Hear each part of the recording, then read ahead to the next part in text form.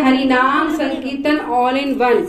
कि जैसे कि ये हमारा जो है भगवद गीता का 18वें अध्याय का 5वां श्लोक है, इसमें भगवान श्री कृष्ण एक महत्वपूर्ण शिक्षा देते हैं कि प्रत्येक व्यक्ति को 3 कार्य अवश्य करने चाहिए, उसको त्यागना नहीं चाहिए। कौन से 3 कार्य? यज्ञ, दान एंड तप, इसको त्यागना नहीं चाहिए। इन कार्यों का महत्व समझाते हुए कहते हैं कि व्यक्ति को किसी भी अवस्था में इनका त्याग नहीं करना चाहिए, क्योंकि ये कार्य महात्माओं को भी पावन करते हैं। यानी यज्ञ का मतलब यानी कि बताया गया है कि यज्ञ अनेक प्रकार के होते हैं। जैसे कि आप संसार में देखते हैं कि यज्ञ किस तरीके से लोग करते हैं, जैसे एक हवन की तरह से आप देखते हैं यज्ञ करते हैं, है ना। किंतु सर्वोच्च यज्ञ वह कार्य है जिसे हम भगवान विष्णु की प्रसन्नता के लिए करते हैं। यज्ञ वो कार्य है जो भगवान के लिए प्रसन्नता के लिए करें तो वो यज्ञ माना गया है। यज्ञ में जैसे बहुत से लोग क्या करते हैं, आहुति, अगर आप कोई आहुति देता है ना, ये यज्ञ का महत्वपूर्ण अंग है।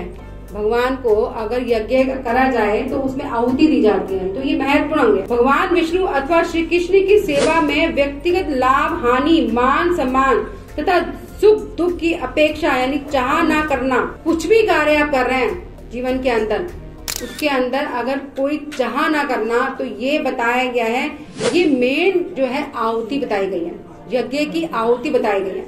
अगर उसके अंदर आपका मान सम्मान है ना, उसके अंदर ये बताया गया है कि उसमें लाभ हानि, कोई भी कार्य कर रहे हैं उसमें अपना लाभ अगर देख रहे हैं, उसके अंदर कुछ भी अपना लाभ देख रहे हैं, तो उस पर वो यज्ञ नहीं माना जाएगा, है ना। वो अगर भगवान की प्रसन्नता के लिए किया जा रहा है तो वो यज्ञ माना जाएगा, वो मेन महत्वपूर्ण आहुति है।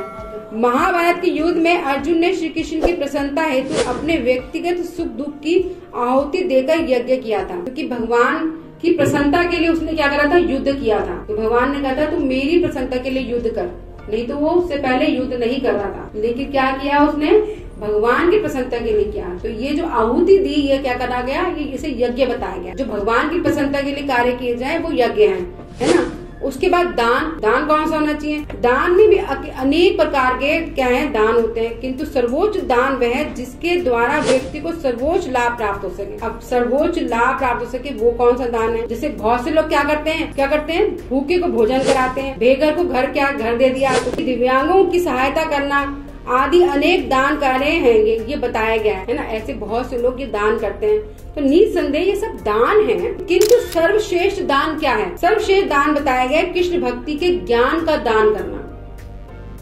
सर्वश्रेष्ठ बताया गया है कृष्ण भक्ति का ज्ञान। जो इस वक्त क्या कर रहे हैं, जितने भी हमारे इस्कॉन भक्त हैं क्या कर रहे हैं, जगह जगह गीता बांट रहे हैं, पूरे वर्ल्ड के अंदर जो है गीता डिस्ट्रीब्यूट कर रहे हैं ताकि हर घर में गीता जाए। क्योंकि ये जो दान जो है, ये जो ज्ञान का दान है, उससे कितने लोग भक्त बने हैं, और जो मृत्यु को प्राप्त होने वाले थे, मरने जा रहे थे, आप लोगों ने कितनी बार देखी होगी कि हमारे इस्कॉन के जो डिवोटीज हैं उन्होंने वीडियोस बना के डाली है कि एक्चुअली लोग ऐसा हुआ है, मरने जा रहे हैं, फांसी लगाने जा रहे हैं, और हमारे इस्कॉन को कोई डिवोटी पहुंचे गीता लेकर के, उनका चलो मरने से पहले पढ़ लेते हैं, और उसने वो पढ़ा और उसके बाद उसका जीवन संवर गया और वो भक्त बन गया। तो ये ज्ञान जो है इसलिए बताया गया है, ये सबसे बड़ा दान है ना।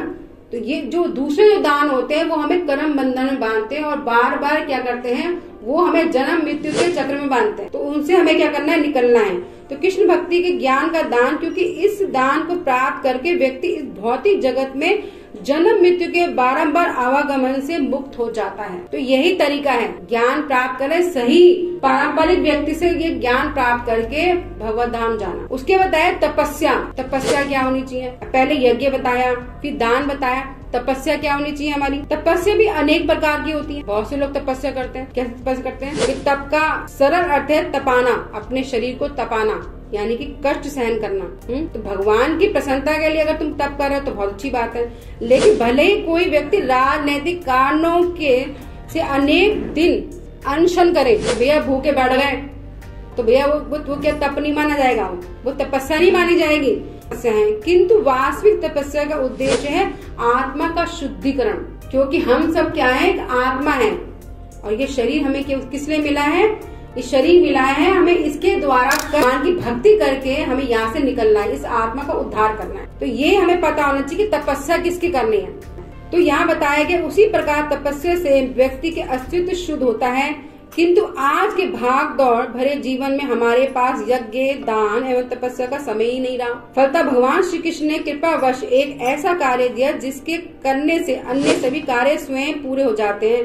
वह है क्या? केवल देखिए बताया गया है कलयुग के अंदर सबसे बड़ा यज्ञ क्या है? ये हरे कृष्ण महामंत्र जो जाप करता है वो क्या है, उसको ये सभी यज्ञों का फल प्राप्त हो जाता है।